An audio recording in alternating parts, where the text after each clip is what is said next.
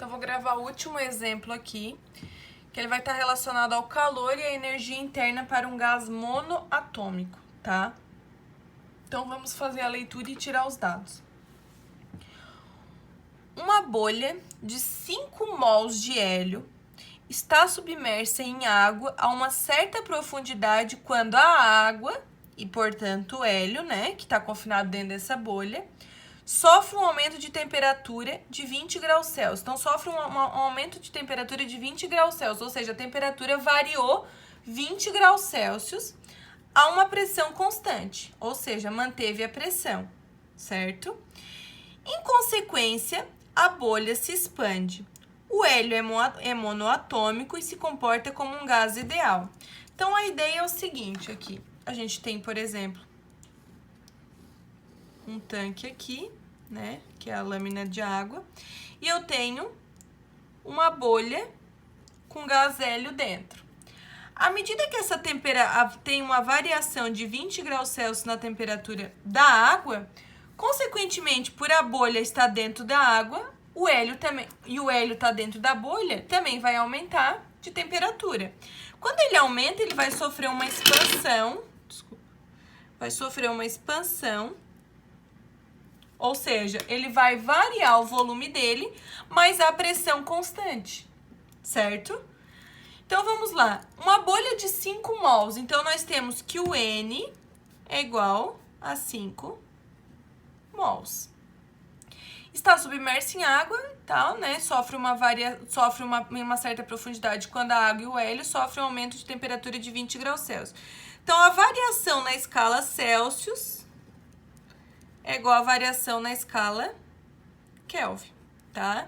Então, é igual à variação da temperatura na escala Kelvin, então também variou 20 Kelvin. É igual, não precisa transformar porque eu tô falando em variação. Lembram que as duas escalas são lineares, então não precisa calcular.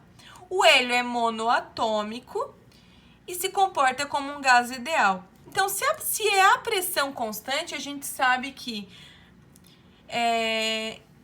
o volume vai variar, só que a pressão vai permanecer constante. Então, tá perguntando qual é a energia recebida pelo hélio na forma de calor que, durante esse aumento de temperatura, acompanhado pela expansão da bolha.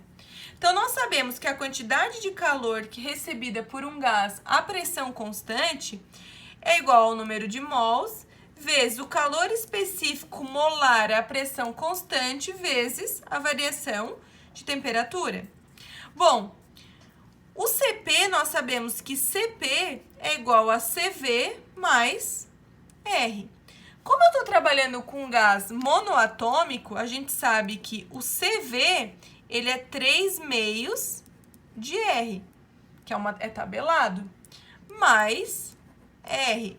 Então, o CP vai ser igual, a gente precisa tirar o mínimo aqui, o mínimo é 2. 2 dividido por 2 dá 1, 1 vezes 3, 3R, mais 2 dividido por 1, 2, 2 vezes R, 2R. Então, a gente ficou que o CP é igual a 5 meios de R, tá? Agora, a gente vai colocar na fórmula aqui. Então, Q é igual ao N, que é 5, né? O CP é 5 meios de R, então vai ficar 5 meios vezes R, vezes a variação de temperatura.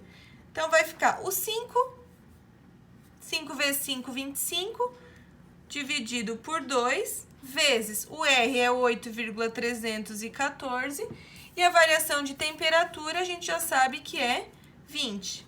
Então, Q vai ser igual 25 vezes 8,314 vezes 20, dividido por 2. Isso vai dar 2.078,5 joules. Então, a quantidade de calor recebida pelo hélio, né? A quantidade de energia na forma de calor recebido pelo hélio durante o aumento de temperatura acompanhado da expansão da bolha, que a bolha aumentou, é 2.078,5 joules.